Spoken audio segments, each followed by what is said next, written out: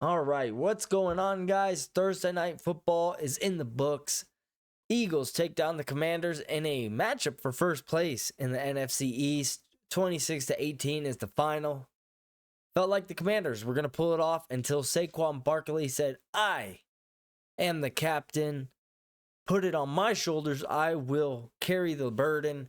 He does exactly that. Almost 200 total yards, a couple touchdowns. Jayden Daniels held in check tonight, has been looking like a superstar, and I wouldn't say that this was a terrible game. Just, a good defense. Playing good against a good quarterback. It's going to happen in the NFL. Josh Allen went 9 for 31 against the Texans. So, up until this point, he had the Commanders at 7-3. You love what you see. This is going to happen some games, especially Thursday night, short week, away. Thought he played good for most of it, but the Eagles defense, they definitely showed up, which we'll dive into that as well. So before we jump into it, like and subscribe, comment down below. Are you an Eagles fan? Are you a Commanders fan? If you're a Commanders fan, please tell me in the comments if you like the team name. And if you don't, what would you like for it to be? And if you'd like it to go back to the Redskins. Because I'll tell you what, I feel like 99.9% of people in the world that pay attention to football don't like Commanders. The only 0.1 that do is probably Dan Snyder and the rest of his idiotic crew that named them in the first place. So that's a whole nother conversation. But yeah, leave that in the comments. And then, yeah, let's grow this channel. I enjoy talking about football. Hope you enjoy listening. So without further ado, like I said, 26-18 is the final. Eagles move on to 8-2 in Philadelphia tonight in front of the home crowd. Get to celebrate a little bit. And for most of this game, felt like the Commanders were dominating it in some sense. The Eagles should have had 7 more points than they did due to a missed extra point and 2 missed field goals. But for most of that game, felt like this score was probably 17-7 Commanders. That's what it felt like, even though it was only 10-6. Then it was 12-10. And a pivotal play in the game, obviously, was that 4th down. Commanders are about 30 yards out from scoring a touchdown. 4th and 2. Dan Quinn decides to go for it. Probably would have been a 40 to 45 yard field goal. Kicker already drilled one earlier in the game. You're only down by 2 because Jake Elliott, who, if you've listened to my earlier videos, he was the kicker I drafted in fantasy football, and I have a kicker curse this year. I dropped him, but he's still operating under that curse. Maybe I should visit New Orleans, go to the voodoo shop, get a doll, take a couple pins out because something's going on with his kicking game right now. He missed an extra point. 12-10. So we got about 5 minutes left in the game, or actually, I think it might have been 8 minutes. I'm not quite sure. About half the quarter in the 4th left. You're down by 2. Kick the field goal, man. I'm all for going for it, being aggressive. But you're 4th and a long 2. The score's only 12-10. It's not like it's 31-28 where you guys have been going up and down the field and the Eagles have been scoring left and right on you. So you're not really worried about, okay, like if we don't get this 4th down, they're going to go down and it's going to be a 10-point game like that. No, if you get a field goal, that might hold it for the rest of the game. And on top of that, their kicker in shambles. So not a big fan of going for it there. Zach Bond, who is an underrated offseason acquisition so far this season, has been lights out. Another 15 tackles tonight with a tackle for loss on that 4th down. Knocks Jayden Daniels out of bounds. Had a pass defense as well in the beginning of the game. Just a beautiful diving play. Incredible game from Zach Bond. But that is where the game flipped on its head. Eagles go down. Saquon Barkley runs it from about 20 yards out. And then first play on the next drive, Jayden Daniels throws an interception to Reed Blankenship, who I feel like is always coming up with clutch interceptions. Another one tonight. Then Saquon Barkley goes for 40 into the end zone. And that's how you got to 26-10. And then the Eagles kind of backed off. Commanders go and get a, quote unquote garbage time touchdown. Even though it was still a 2-possession game, you would have had to get 2-point conversion touchdown, 2-point conversion touchdown, as well as an onside kick, all within 30 seconds left on the clock. So it would have been crazy. We've seen crazy, but it would have, definitely been pretty wild. So Eagles play off. So the score, as it was only a 1-possession game, technically a 2-possession game, but really felt way closer than 26-18. And quite frankly, felt like the Commanders won this game. It still feels weird. Outside of that 5 minutes in the fourth quarter, but you have to finish games. Games are 60 minutes long. You got to play all 60 minutes. Commanders were in the driver's seat. And you got to be ecstatic if you're a Washington fan right now. You've got Jayden Daniels, who looks like he's one of the more poised, better players in the league. And that's what we expected. 24 years old, has a ton of experience starting in college, coming into a situation with Dan Quinn, proven head coach, whether or not, you blame him for blowing the lead in Atlanta, still turned that team around, had him in the Super Bowl, I believe, his second year as a head coach. And then you got Cliff Kingsbury as your OC, who, had a pretty solid run at Arizona as the head coach of the Cardinals. Then goes to USC, helps Caleb Williams become the number 1 overall draft pick. Very friendly offense. Everybody says it's a college offense. Well, it's gotten them 7 wins and only 4 losses so far this year. And with the talent around them, yeah, they got Terry McLaurin. Yeah, they got Brian Robinson at running back. But it's not like this is the Bears where we were talking about Caleb Williams going into the best situation a number 1 pick has ever gone into. They're still the number 2 team in the draft this offseason. So the exceeded expectations have been outstanding as of right now. And you're still in the thick of this thing. It's not like the Eagles are now 10-0 and you're 6-5. You win next week, they lose. You're still within a game, and you got to play them again at your home turf. I think the last week of the year, so that could be a crazy game. So these Thursday night games, they're tough. This is the first big game probably anybody on this roster besides Bobby Wagner has been in. Thursday Night Football, first place on the line, new coaching staff, rookie quarterback. You hung in there, and you really played better football for 50 of the 60 minutes. You just couldn't finish. And that's what leads us now to the Eagles, where for the first half of this game, in my mind, I was like, this team stinks. How do you show up flat on Thursday night at home for definitive first place lead right now? Past the midpoint in the season. This isn't week 4. We're in week 11 right now. But then they figured it out in the second half, and really in those final 10 minutes, they did put some drives together to put some points on the board. Should have been 12-10, and then once they scored a touchdown, 19-10. So in theory, Eagles did play better than it felt for most of that game. They just didn't have the points to show for it. But something that stood out to me, I feel like has been an issue that we haven't really talked about a ton, because they have the weapons on the outside, they have the running game, and he has the ability to gain yards on the ground and punch it in from the goal line.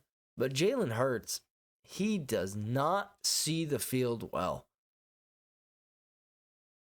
Watching these rookie quarterbacks like Jayden and even Drake May, Bo Nix, and other great quarterbacks like Allen and Mahomes, yes, they're great at extending plays. But the way you win in the NFL is playing from the pocket. That's the biggest reason that Caleb Williams has not been productive this year, is he's trying to play hero ball. There's nothing wrong with trying to extend the play. You got to make a play when you got to make a play.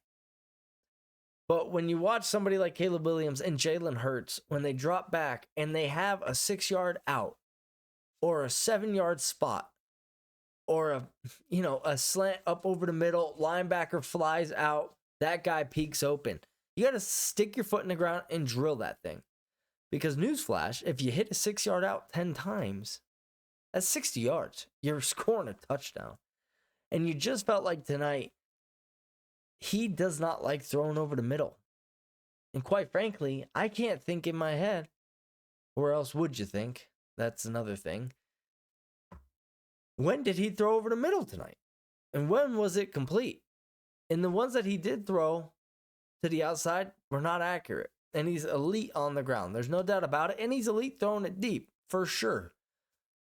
But how far can this team go if Jalen Hurts isn't willing to push the ball over the middle of the field?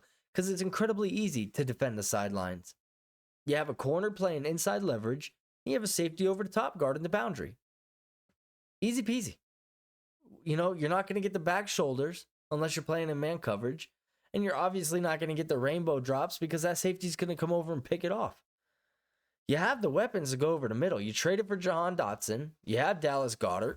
I mean, shit, you could send Saquon up on a seam route. He's shown that he's got good hands. Devontae Smith, great route runner for inside routes. And A.J. Brown, he's going to go everywhere over the field and catch the ball no matter what.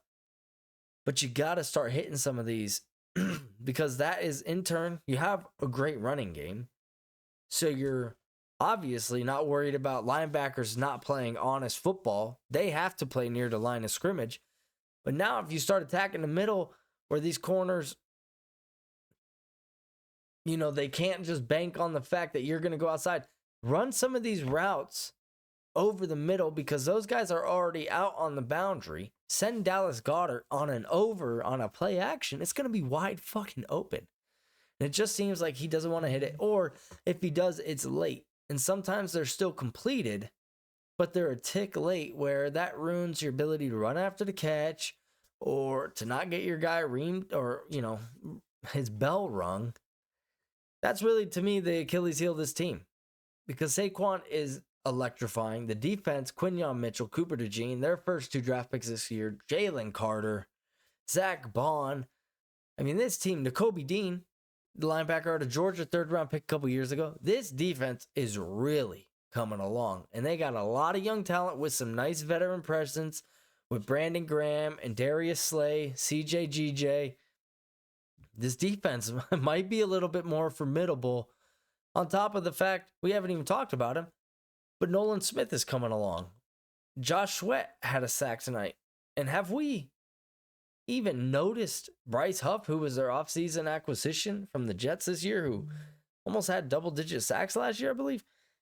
He hasn't done shit this year, so maybe get him going. This defense could be way more underrated when we get to the playoffs than we realize.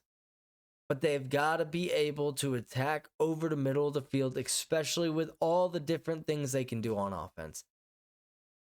Because I'll tell you what, when it comes down to free agent acquisitions this past year, we might look at this 2024 crop of free agents as one of the better ones in recent history.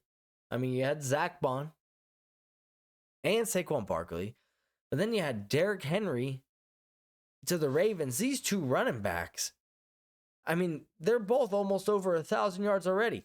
Saquon went over it tonight, 146 yards on the ground. And Derrick's going to go over it this coming Sunday against the Steelers. I mean, I can't remember in recent memory where you had 2 players in free agency both come over and just dominate, especially at the same position, and change the entire identity of the team. We all knew Saquon when he went 2nd overall out of Penn State to New York. Like, yeah, this guy is legit. And his rookie year, incredible. But just the dysfunctionality of playing in New York, you could tell that it was like, man, this guy is bogged down. Get him on a team that has good offensive line, that they can't put 9 in the box and just stop the run. I mean, what are you going to do? Are you going to stack the box to stop Saquon and all flood to his side and then Jayden's just going to keep it?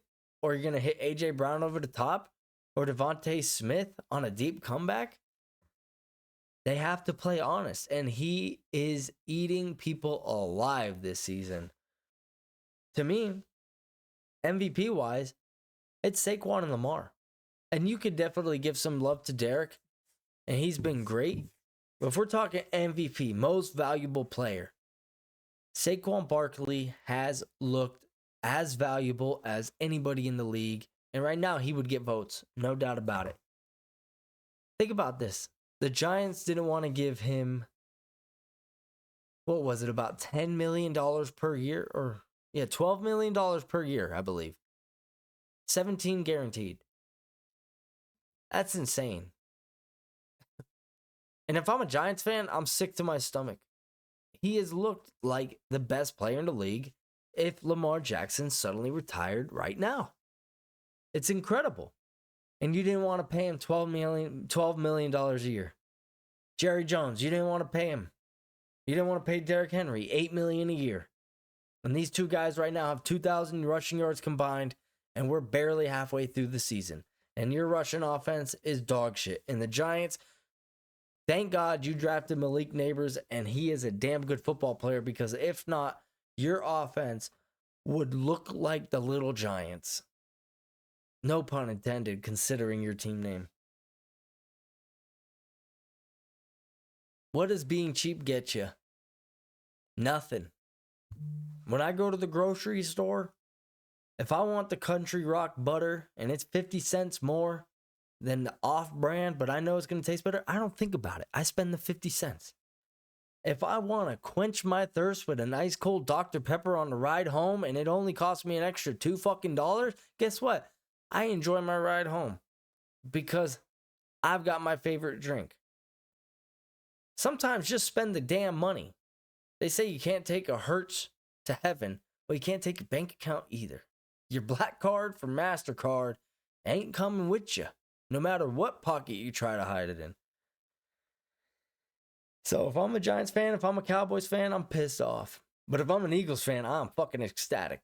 Because watching him play, man, it is electric. I mean, the play he had a couple weeks ago with that beautiful hesitation spin into a reverse hurdle. I mean, this is Odell Beckham one-handed catch all over again, just with different position. It's taken over the TikTok world sports-wise. He's incredible. And Giants let him go. And you didn't even think about the Cowboys. We talk about, oh, why didn't they get Derrick Henry? Derrick Henry wanted to go play. We haven't mentioned Saquon Barkley. Younger and not much more expensive. So I'd like to see somebody ask Jerry Jones, say, don't fire me. Why the fuck didn't you do this? You know, well, we're worried about putting curtains in our stadium, so we couldn't afford to pay him a little extra money. That's probably what he would say. And then he'd say, you're fired. So, pretty boring game tonight, not going to lie. But still, Thursday Night Football. Way better than Tuesdays and Wednesdays and Fridays. Gotta love it. This Sunday night, we got the Bengals and the Chargers. This is a must-win for the Bengals. Chargers, you want to continue to roll. Patriots and Rams, you know, will the Rams bounce back, or will the Patriots stay hot and win 3 out of 4 right now? Steelers, Ravens, another game for first place. How for real are the Steelers? We're about to find out. And then obviously Chiefs, Bengals at Buffalo. Or Chiefs, Bengals. Chiefs, Bills at Buffalo. 8-2 versus 10-0. Or 9-0. It's 9-0. I'm not foreshadowing. Should be a hell of a game. If you haven't heard of this YouTube channel, NFL Throwback, they just put up an awesome 15-minute video kind of recapping that crazy divisional round game between the Chiefs and the Bills where, I mean, it was like World War II battlefield of touchdowns in the final 2 minutes, just back and forth, mortars getting set off everywhere. It was incredible. They kind of slow it down, put some music to it. You felt like you're at an orchestrated performance. You're getting hyped up. You feel like you want to go outside and run barefoot in the snow. It was really freaking cool. So check that out. And then enjoy your weekend of football. Georgia, Tennessee, must-win game. Colorado and Utah, big noon kickoff. Big games coming up this weekend. Excited for it. Guys, stay safe. Enjoy the couple weeks leading up to Thanksgiving. Go on some runs. Lose some weight so you can pig out. It doesn't start next week. It starts now. Make sure you trim that fat so you can add it back on in a couple weeks, guys. Take it easy. Like and subscribe. Peace out.